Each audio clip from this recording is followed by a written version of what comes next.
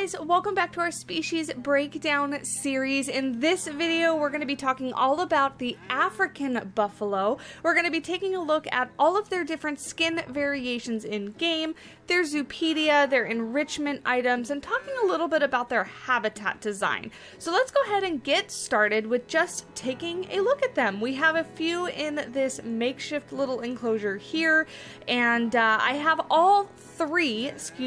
four skin variants. We have three kind of default variants, and then we have, you guys can tell already, our white one right here laying off to the side. So these are going to be the four different colors. And I actually should not have put in this mud enrichment item to start with because it's really going to interfere with us being able to see the colors. But let me go ahead and turn back on our menu here and we can take a look. This guy is going to be our black coat. Very simple. This one is going to be our gray-black coat. I will throw up a picture here in just a minute because he's all covered in mud. And then we also have a brown-black coat, which is going to be this one again, covered in mud. Let me go ahead and throw up a picture right now. You can see all three skin variants for this guy, or coat variants. Very subtle differences between the brown-black and the gray-black coat, but obviously the black coat is going to be the darkest one. And then of course we have our albino guy. Now this guy took me about 5 hours to get in sandbox mode. I was determined to get one to show off for you guys. Not a very common thing to come across, but here he is in all of his glory. You can see here, this is going to be the albino white coat that you can get for the African buffalo. So this is the only special mutation that they come in. Very, very cool. I wanted to get a baby for you guys, but 5 hours was enough time spent on that, and I needed to get this video out. So there is our albino guy. Let's go ahead, before we jump into enrichment and all that kind of fun stuff, let's take a look at the zoopedia. Of course, we have some information about them. We have some information about their natural habitat from Africa. They like the sub-Saharan Africa areas. They like the grassland and tropical biome. One only needs 420 meters squared, and then it goes up from there. You can use these little toggles and see how much they need. Only grade 3 and 4.125 feet or more is what they need as far as height. Then if we go to their species data group, you can see that they like to be in groups with only one male up to 14 females, so you can have quite big herds with these guys. Or you can have male bachelor groups or female bachelor groups. They are going to have a dominant male bull and female herds with age-based dominance. They are neutral to humans, but no, please don't have your guests go in with these guys. Very, very dangerous if you're going to try to do that, so I do not recommend. And the game doesn't recommend it either. And then if we look, they do have quite a few species that they actually have a interspecies enrichment bonus for.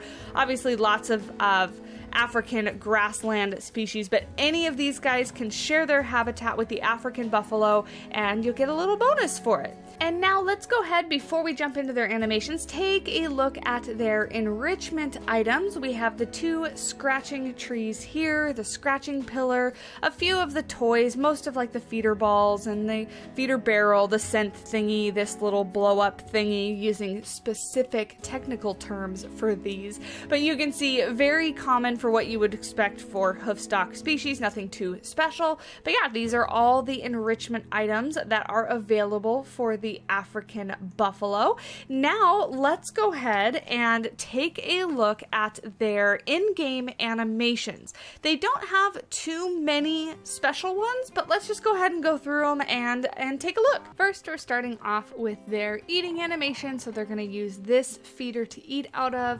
Pretty self-explanatory, simple animation. They're just gonna run over and eat some hay out of the feeder, but they also, as an ambient behavior, will do some grazing. So whether there's grass on the ground or whatever the terrain you're using, they'll kind of lower their head and munch away on some grass or some of the foliage and things like that. Very common behavior for hoofstock to do, but I like the way they kind of go back and forth and they pick up their feet here and there as they do it. And then the babies will as well. The babies will bow their head down and eat grass. It's the exact same animation, just smaller and cuter because it's a little baby just eating away, and everything that they do is super cute. They will, of course, take naps, which again is a very self-explanatory animation. Just laying down with their eyes closed, they'll flick their tails back and forth. And then being a water buffalo, of course, they do enjoy some swimming, so I had to make sure to put some water in this makeshift habitat so that I could show off their swimming animation. Now, they're not very graceful in the water. They kind of do this like lurching forward motion as they start to swim.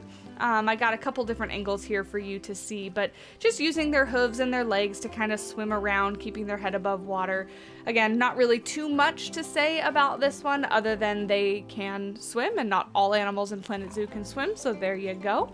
They also have an itching animation, and I'm so sorry I got a really bad angle on this one, but as they're standing around, they'll kind of reach back and scratch their side with their mouths. Then the baby and the moms, or baby and the dad, have an animation where they kind of just nuzzle one another. They kind of just look at each other, wiggle their ears. Just a social animation. It's pretty similar to the one that we'll see here with the adults, where they kind of just nuzzle each other, making a little bit of noise. I'll show it to you one more time, different angle, but they'll just kind of do this as they're hanging out around in their habitat. And then, of course, we have a mating animation, which is a little bit glitchy. You can see the horn of the one kind of goes into the neck of the other. Probably not the best for mating, but you can see they kind of just rub together and then nuzzle each other with their necks. And then, of course, we have just a couple enrichment item animations. So this one being the mud bath. They're going to lay down, roll in the mud. The legs were a bit glitchy on this one, but you can see they get all dirty. It kicks up some mud, and then they get up and kind of walk off. Really important, African buffalo really like to wallow in the mud. And then, of course, they have their scratching pillar animation where they're gonna kind of just rub up against this pillar. Did pretty good keeping its horn out of the way there. You can see it's gonna itch its shoulder, then it's gonna kind of move forward, itch its butt a little bit, and then that's it. And now comes my favorite part of the video, habitat design. So here's a little sneak peek at the African buffalo habitat that I built for Sakura Zoo. There'll be a speed build of this habitat coming out on the channel in just a couple days. But for now, let's talk about what I did in designing this. So in reading over the AZA guidelines for wild hoofstock, specifically wild cattle, which would include the African buffalo, it's going to be lots of large open spaces, but it said to make sure to always add things like trees, rocks, dead logs, trees laying around, just stuff irregularly placed throughout the habitat to enrich the lives of the animals. These guys being kind of open grassland species are really not going to have a whole lot in their habitat. Like, they're not going to have really heavily vegetated habitats and things like that, because they can be fairly destructive. Now, I did do a backstage building back here, not to scale though. You guys know how much I dislike interiors. This would be a whole lot bigger, but basically this is meant to house backstage holding areas. And then we also have a holding area off to the left-hand side of this habitat with an automatic gate that opens up here and an automatic gate that opens up here, where you can back a trailer up into if you need to transport and ship your animals, if you're getting one or sending one out, stuff like that. African buffalo also very much enjoy wallowing, wading in water, so they have a nice big pool here, which they can lay on the shallow parts here if they wish, or they can go into the deeper end and take an actual swim. So that's my habitat. Let's go ahead and take a look at some of the pictures of habitats that I was using as reference pictures.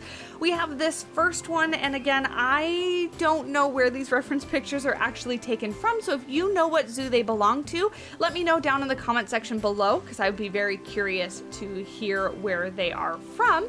But this first one, again, just very open, grassy pasture, very simple fencing surrounding it. You can see they have a hanging feeder. They have a few trees and some logs scattered throughout the habitat. This this is going to represent kind of the majority of what would be an African buffalo habitat.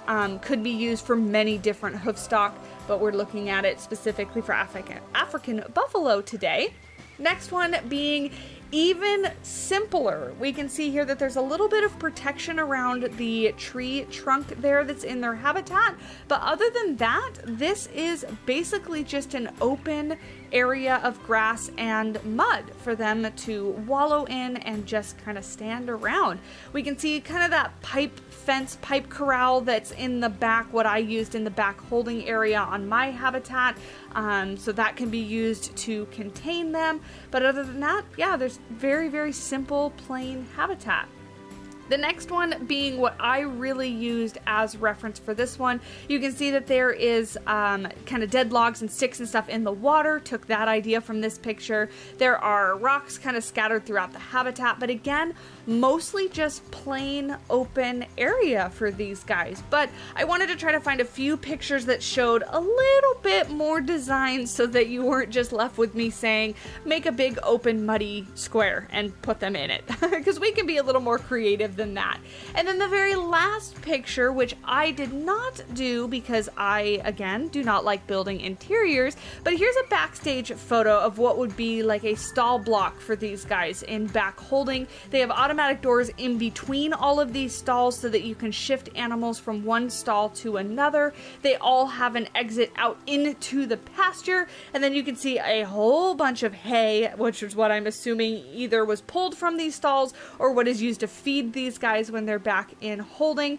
But here, yeah, a backstage reference photo for you guys that I was able to find. Again, this could probably be used for many different species of hoofstock, but certainly could work for African buffalo as well.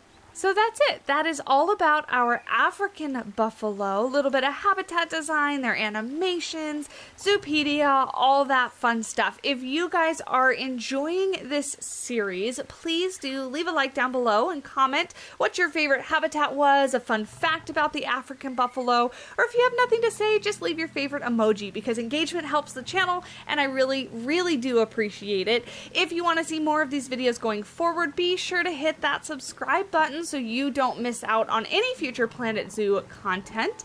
And you can find me on Twitter, Discord, TikTok, Instagram, all those fun social media sites. All my links are down in the description below. And until next time, I will talk to you guys in the next video. Bye!